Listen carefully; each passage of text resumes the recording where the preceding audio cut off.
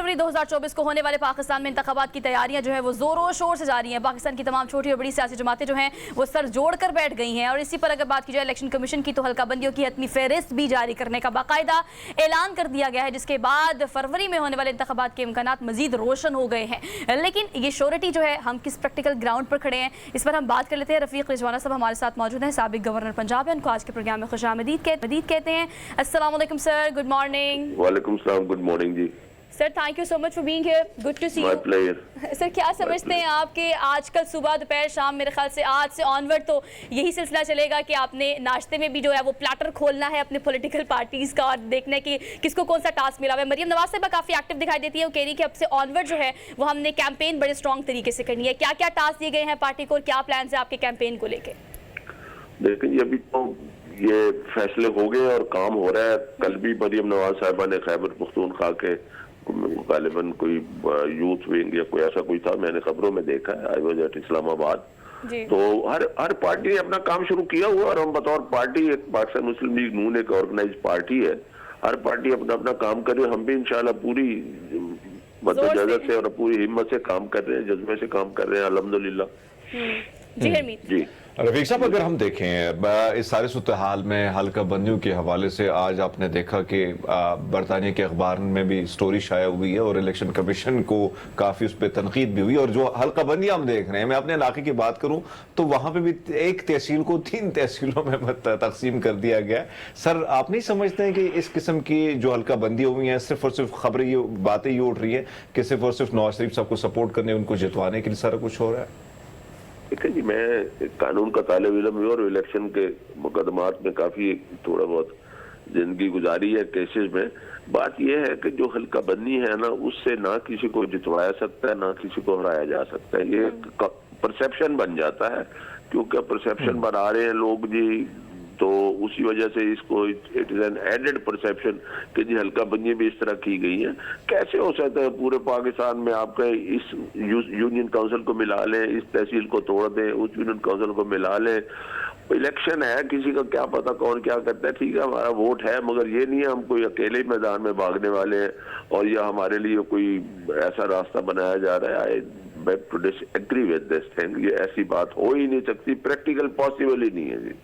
और election commission का काम है हल्का बंदी, और ये प्रैक्टिकल पॉसिबल ही नहीं है कि हल्का बंदी किसी पार्टी की मर्जी के मुताबिक हो जाए। No no, not at all, not legally, not actually, not factually. अच्छा रफीक साहब, ये भी कहिएगा एक और चीज जी रफीक साहब, एक और चीज अगर हम देखें 2018 के इलेक्शन में हमने देखा कि चौधरी निसार साहब आपसे अलग हुए।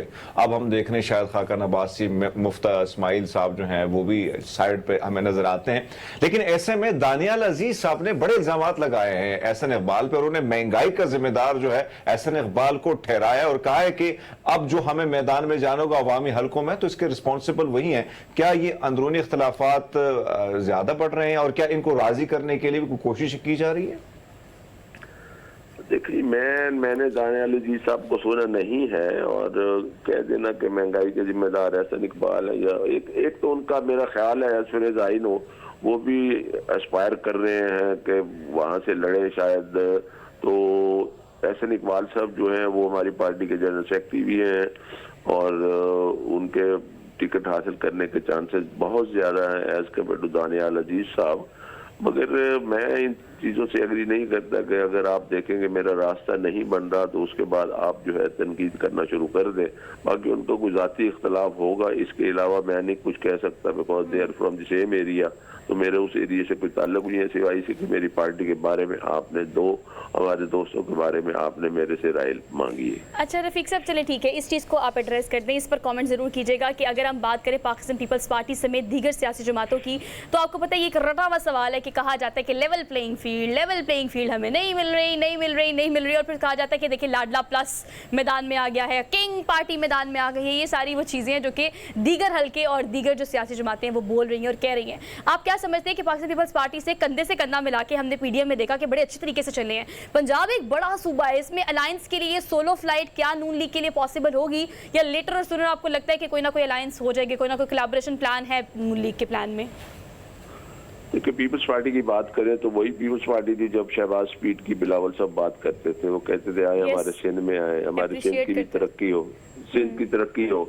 तो अब वही शहबाज शरीफ साहब है और बिलावल साहब उन पर उन पर तनकीद कर रहे हैं, ये भी अच्छी बात नहीं है। और देखिए, आपने अपने लिए, अपनी पार्टी के लिए वोट मांगना है ना, तो आप अपनी कारकर्दगी बताएं जो कुछ आपने किया, और सबसे ज्यादा कारकर्दगी वो बता सकते हैं अगर सिंध में उन्होंने कोई काम किया है, ठीक है जी। और फिर उसके बाद उसकी बुनियाद पर आगे चले। देखिए, आपको मैं नरेंद्र मोदी की मिसाल देता हूँ कि वो गुजरात का चीफ मिनिस्टर बना और उसने गुजरात में ऐसे काम किए, तो फिर उन्होंने, लोगों ने एक नारा लगाया कि we want India to be Gujarat, ठीक है जी, ऐसे ही गालिबन था।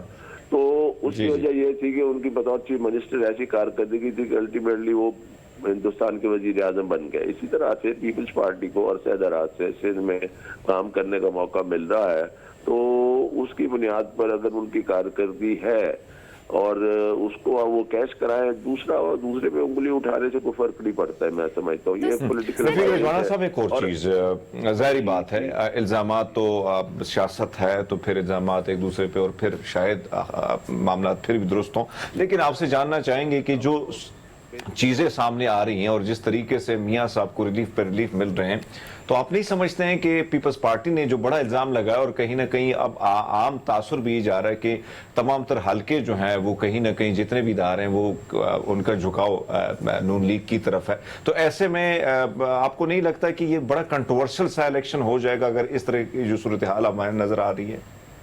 एक है हो जाना, एक है बना देना कंट्रोवर्शियल, ठीक है ना।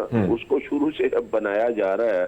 मियां साहब जब से लंदन से वापस आए हैं और उनका जलसा जो मीनारे पाकिस्तान पर हुआ है, वो गालिबन वो सियासी तौर पर हजम नहीं हो रहा कुछ लोगों को। तो भाई ये एक पॉलिटिकल गेम है, खेलने को मैदान पड़ा है, एक जैसा मैदान है, खेलो, अपना अपना काम करो। अब ये एक तासुर बनाया जा रहा है कि जी के रिलीफ मिल रहा है, कहाँ रिलीफ मिल रहा है। अगर एक झूठे केस में एक आदमी बरी हो जाए तो उसको रिलीफ कहते हैं, तो क्या इनकी ख्वाहिश थी कि मियां साहब की सजा बहाल रहे? क्या इनकी ख्वाहिश थी कि मियां साहब पाकिस्तान वापस ना आए? अब तो यही लगता है। आने के बाद हलचल मच गई, उससे पहले कहते थे, जरदारी साहब भी कहते थे आप पाकिस्तान तशरीफ ले आए। तो क्या ये चाहते हैं कि हम पाकिस्तान मुस्लिम लीग नून आराम से घर बैठ जाए? हर किसी ने अपनी अपनी किस्मत आजमानी है सियासी मैदान में। तो भाई अपनी अपनी जो आप सब एक और चीज जो हम इस वक्त देख रहे हैं, जितना दौड़ सकते हैं मैदान में आए, दौड़े बस। रजवाना साहब, एक और चीज जो ज्यादा तासुर जा रहा है कि लेवल प्लेइंग फील्ड की, जो सोहा ने आपसे सवाल किया, वहां पे ये तासुर भी पीपल्स पार्टी दे रही है, तहरीक इंसाफ दे रही है कि फील्ड ज्यादा इनको मिली। अब सिंध से हम देख रहे हैं कि नून लीग गिला कर रही है, शिकवा कर रही है कि हमें लेवल प्लेइंग फील्ड सिंध में नहीं मिल रहा है। तो पीपल्स पार्टी कहती है कि इनको उसी तरह चाहिए जिस तरह पंजाब में मिला है, बिल्कुल फील्ड इनको चाहिए। बिल्कुल, ये मेरा ख्याल है जवाब शिकवा जवाब हो सकता है। और कराची में या सिंध में अभी हमने अलायंस बनाया है, उस अलायंस के साथ आगे चलेंगे, इंशाल्लाह बेहतर हो जाएगा। तो मैं लेवल प्लेइंग फील्ड वाली बात ये है ना, देखे अगर खुदा न खास्ता उनके जेल में ये एक बात है, तो उसको नेगेटिव पॉइंट उसका लेके और उसको कैश कराने की पॉलिटिकल माइलेज के लिए कोशिश की जा रही है। तो इस तरह से फिर अगर अभी से इंतखाबी अमल को आप मशकूक बना देंगे या इंतखाबी अमल पर उंगलियां उठा देंगे उससे पहले प्री इलेक्शन, तो फिर पोस्ट इलेक्शन क्या होगा? फिर पाकिस्तान में यही काम लगा रहेगा। अगर आप जीत गए तो धांधली हो गई। मैं पिछली बात नहीं कर रहा, आगे की बात कर रहा हूँ। अगर मैं हार गया तो मेरे साथ धांधली हो गई है। लेट्स गो अहेड और अपना अपना आप जाए, आप अपने अपने कैंडिडेट मैदान में उतारे, काम भी कर रहे हैं। तो फिर कौन सा ऐसा इशू है जिसके लिए आप ये बातें कर रहे हैं, सिवाय इसके कि एक पार्टी पर उंगली उठाते जाए, एतराज करते जाए, मोतरेज होते जाए, ताकि लोगों के जेल में कोशिश करें बिठाने की इस पार्टी को फेवर हो रही है। किसकी कौन सा? वो तो सरदारी साहब ने भी कह दिया है कि हम लेवल प्लेइंग फील्ड की बात ही नहीं करते, हम मैदान में जाएंगे और इलेक्शन लड़ेंगे। और अभी कल उन्होंने क्वेटा में जो है ना वो यौम तासीस मनाया है, that's a good political step. तो इसको ऐसे चलाना चाहिए जी। अच्छा रफीक साहब, ये कहिएगा कि हम जब बात करते हैं ना कि आपने इलेक्टेबल्स की गेम है फिलहाल अगर देखा जाए हर जमात में, और हम देख रहे हैं कोई प्लस हो रहा है, कोई माइनस हो रहा है, कोई इन हो रहा है, कोई आउट हो रहा है। आप क्या समझते हैं जो लोग आपके साथ इस वक्त खड़े हैं, मौलाना साहब से मुलाकात की, एक अच्छा जैसे रहा है कि हम साथ मिलकर इलेक्शंस में मुश्तरका तौर पर उम्मीदवार खड़ा करेंगे, ये है मौलाना साहब का मौक़िफ़। और उसके बाद फिर जो MQM पाकिस्तान, हम तो when it comes to performance performance और आप जब बात कर रहे हैं कारकर्दगी की, तो मुझे ये बताएगा कि ये जो लोग आपके साथ मिल रहे हैं, क्या इनकी कारकर्दगी, इनका ट्रैक रिकॉर्ड, इनका माजी, इनके माजी में करने वाले काम, क्या इसको भी कीप इन माइंड रखा जाता है, या फिर हम ये सोच रहे हैं कि मिलकर आगे ही काम करेंगे, हम माजी की बात नहीं करते?